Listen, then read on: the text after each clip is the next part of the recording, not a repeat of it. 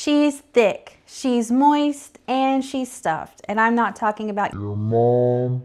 I'm talking about Victoria sandwich cake. Welcome to my channel. My name is Sydney if you're new here, where each week I take on a themed baking challenge. This week's theme is sponge. Welcome as I try to tackle this challenge. Let's bake. Instead of using vanilla extract in this cake, I'm going to make a vanilla bean infused sugar that we're gonna mix into the rest of the cake.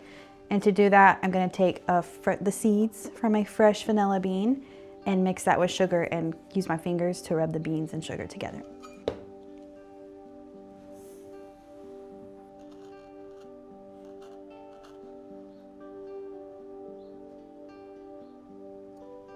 I gotta get messy with it.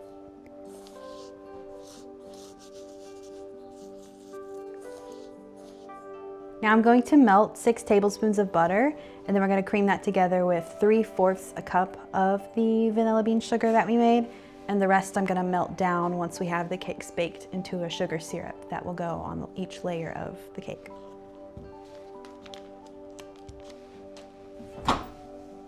You don't need that.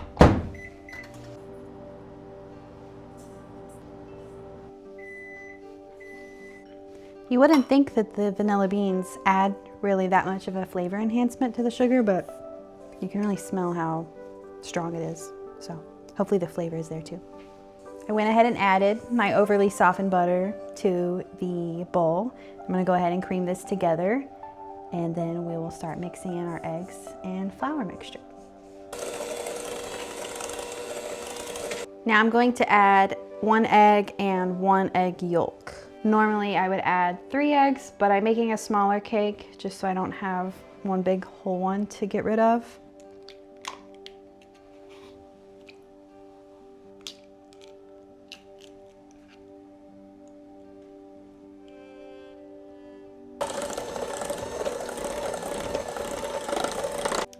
You can see our vanilla beans at work.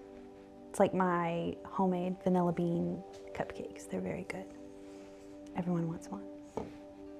Let's whisk together my dry ingredients so that we can prep to add that to our wet ingredients. I'm going to combine flour, baking powder, and salt.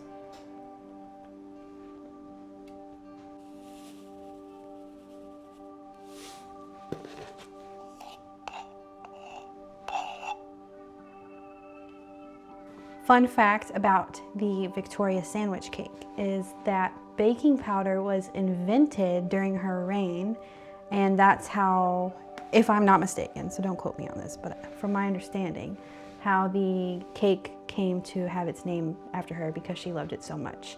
I think it technically was around before her time, but with the creation of baking powder, it made it taste better at the end of the day, and it wasn't such like a dense treat for them to enjoy, and she started incorporating it into their parties.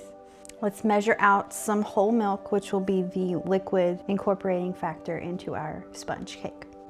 Now I want to combine all of our components. For the sponge, I'm gonna alternate adding the dry ingredients with the milk, beginning and ending with the flour mixture. That's going to make sure we don't create too dense of a cake, so it keeps it like that light and airy texture.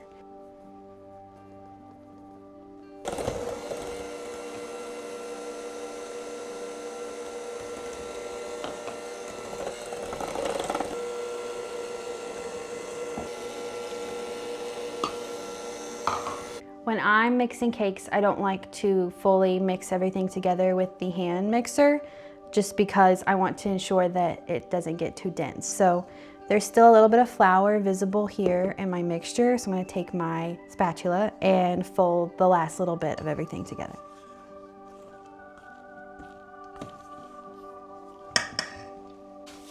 It's time for geometry.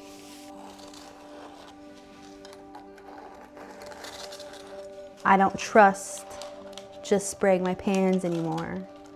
I've been burned too many times, so I'm going to spray the entire pan and line it with parchment paper.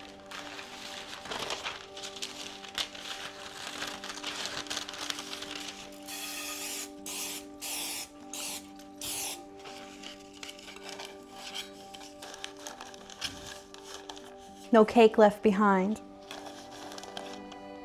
Before I add it to our prepared baking pan, I'm going to weigh the full amount of batter out in grams, divide that in half, and then measure it out accordingly because I only have one pan and I have to bake these separately.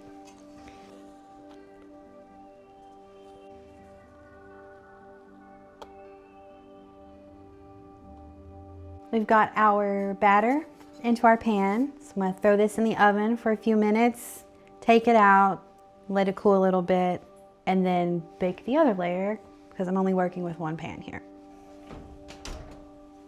Our first cake layer is out of the oven and has cooled enough. I'm going to let this finish cooling on the wire rack and then we'll bake the other half of the cake.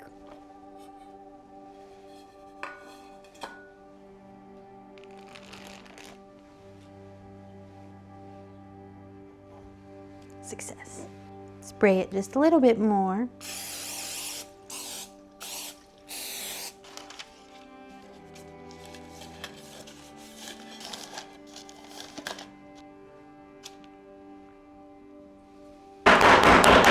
Back in the oven we go.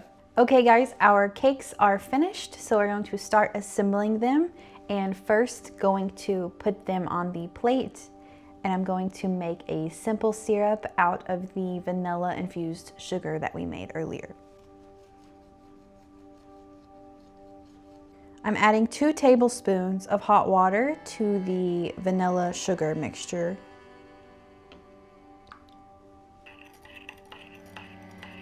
A little simple syrup. And just brush that on. This helps our cake stay moist. The forbidden word. I'm going to go ahead and put my simple syrup on the top half before I start to add the filling that will go between each layer of the cake. Gonna use this seedless raspberry jam for the filling.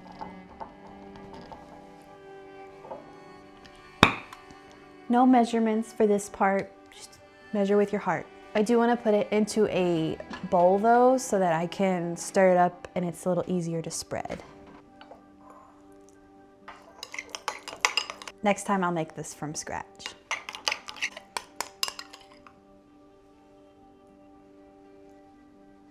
Let's spread the jam. Not all the way past the edges though, because I'm going to line the perimeter with fresh raspberries. Got some of my fresh fruit. We keep a lot of fresh fruit lying around in this house.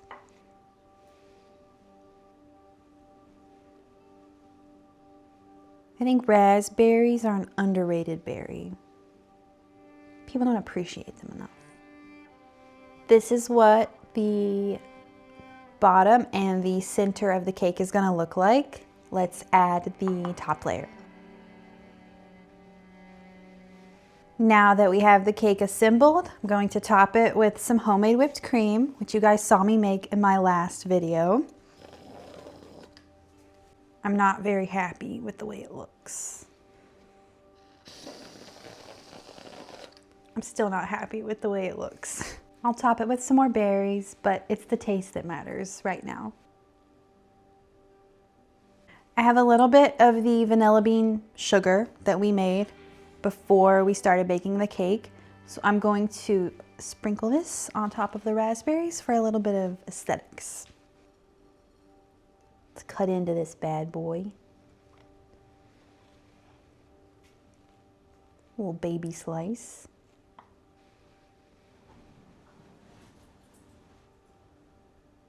Let's give her a taste test.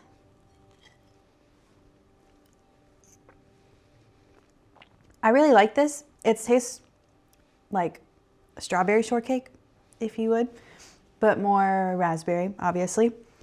I was afraid it would be too sweet with the vanilla sugar mixture, but I'd rate this an 8.7 out of 10, and definitely give it a try if you were into sponge cakes. I hope you guys enjoyed this week's video. Be sure to like and subscribe and comment what you think of this cake down below. Be sure to stay tuned next week as we take on week 13 and I take on a Southern tradition.